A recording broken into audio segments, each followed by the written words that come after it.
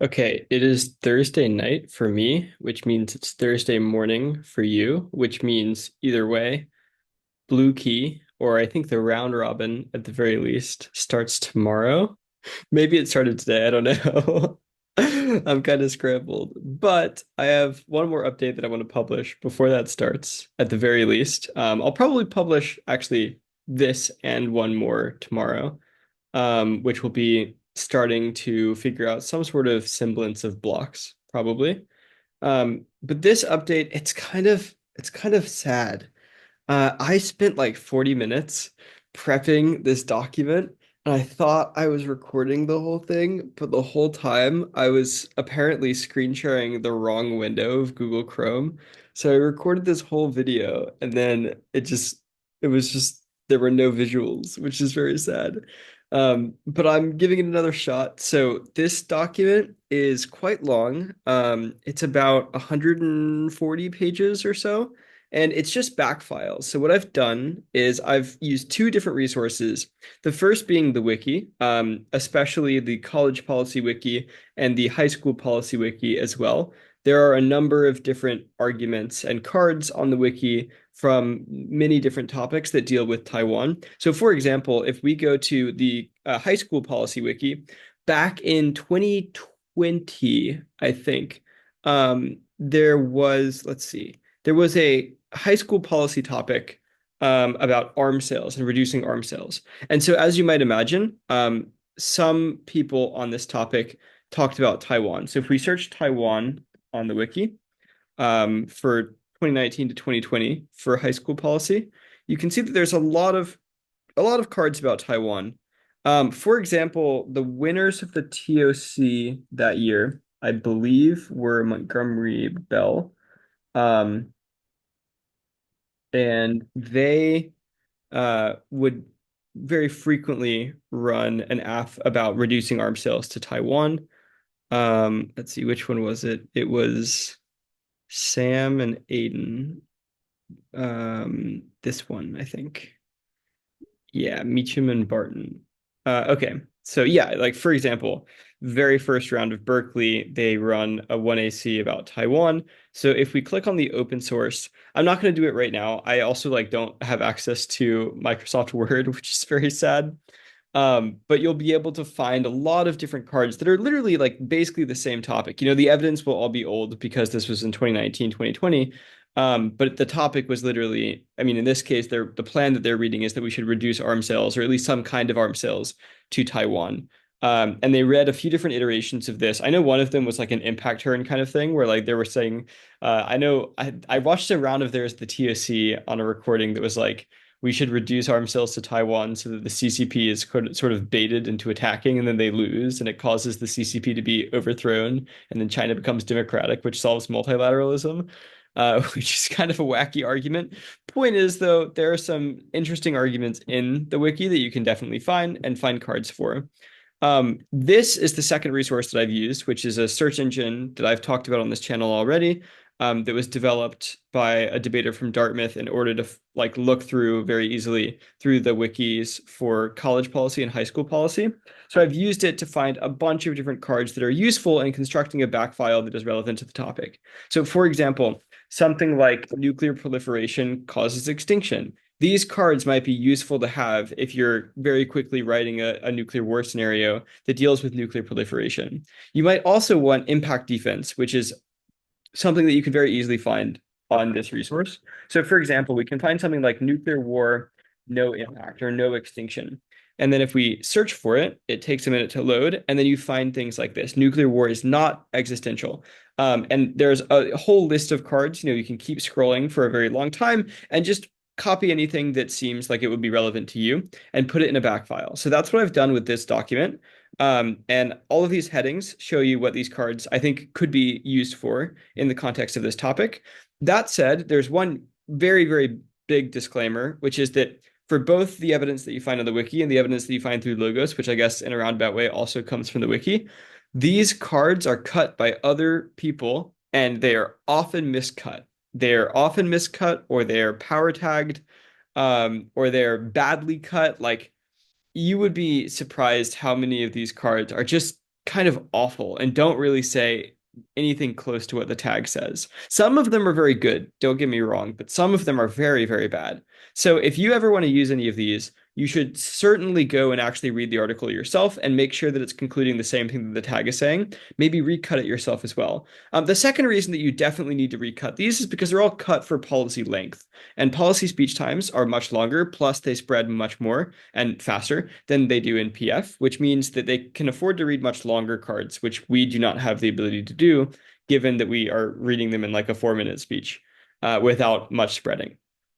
This means that you will probably have to recut most of these cards for them to be usable in the context of a PF round if you plan on actually reading the cut card instead of just paraphrasing.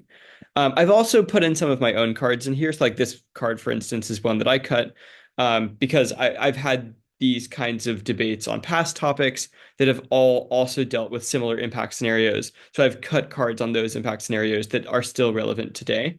And I've combined them with a lot of the cards that I've gotten for logos. So hopefully this document is helpful. I'm going to put it into my Nocember folder as well.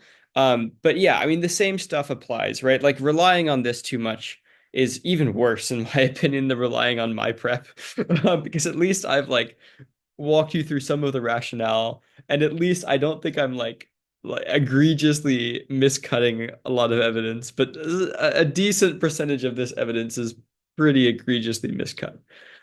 So it is well worth it to read through it yourself and make sure that it says what you want it to say, and at the very least retag it. Like at the very, very least, retag the card. Um, Okay, so yeah, I mean, given that I was gonna like go through and do all of this live, but I've already kind of done it all. I think I'll actually just end the video there. There are two more things that I've done. Most recently, I cut a few more arguments just in the past few like minutes. So both of them were about bioweapons, these two arguments. So I finally added an impact scenario to the neg Taiwan prolif scenario. And I cut this card down a little bit because it was really poorly cut. It's still poorly cut, but it was really poorly cut earlier. So we have this link that Taiwan might get nuclear weapons if the US stops military support. And then I added this impact that I found on Logos, which is just that this could cause other countries to go nuclear as well and potentially cause a risk of existential nuclear war. And then I added all of these cards, which are about bioweapons. And this is a mix of cards that I found on the wiki and a card that I've cut myself. So this one, for example, came from the wiki and I retagged it. But the big line that's important here is the primary disincentive against seeking bioweapons is the absence of a perceived security deficit, which implies then if we can link into a perceived security deficit, aka if the reduction in US military support for Taiwan causes Taiwan to perceive that there is a greater security deficit between it and China, then they might have a greater incentive to go for bioweapons, which makes intuitive sense. It's kind of the same warranting behind the link into nuclear proliferation, just for bioweapons instead. Also, this is a card that I cut myself, is that Taiwan already has some biosafety research facilities that they've recently developed. The problem is that those are kind of dual use, as in they can be used both in order to defend against bioweapons and also to make your own bioweapons. And the switch can happen very easily. And the reasoning why is because, the way that you do bio defense and research and development for going against bioweapons is you learn more about pathogens. So you develop more pathogens. It provides more people with access to these sort of microorganisms, which has the ability to proliferate bioweapons as well. And it also might scare other people into developing bioweapons, etc. And then I also cut this card, which says that in the 90s, there was pretty credible evidence, apparently, even though I think Taiwan denied it, that Taiwan had some sort of an active biological weapons program. And I cut this last card that says that Taiwan is not a party to the non-proliferation treaties that deal with, I think, like the BWC either, which is I think is the Bioweapons Convention, which is like the equivalent of the NPT with regard to bioweapons, which means that they are not necessarily subject to the same punishments that other countries might have for breaking those conventions and being found out for having bioweapons. And then again, here's another Logos debate card, which is just like a generic, bioweapons could cause extinction. The strat here is maybe you read defense on nuclear weapons cause extinction, and then you just go for bioweapons instead. But there's a pro argument about bioweapons as well that I think has pretty good link evidence. It's pretty explicit at the very least. Um, so here I'm just reading the same typical uniqueness evidence that China will go to war with Taiwan because of legitimacy and will not be deterred.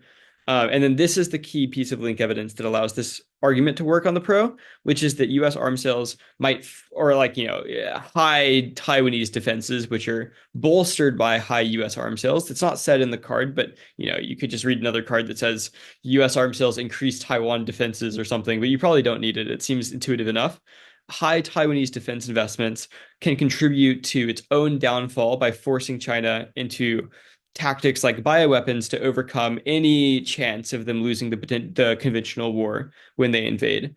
So this implies that if the U.S. backs up Taiwan, either in arms sales or directly with military support during an invasion, this might force China to resort to bioweapons, which can then, one, cause a global pandemic that could result in extinction, or at the very least, two, shatter the norms against the use of biological weapons, which could create runaway proliferation across the entire planet that eventually results in some sort of global pandemic that causes extinction.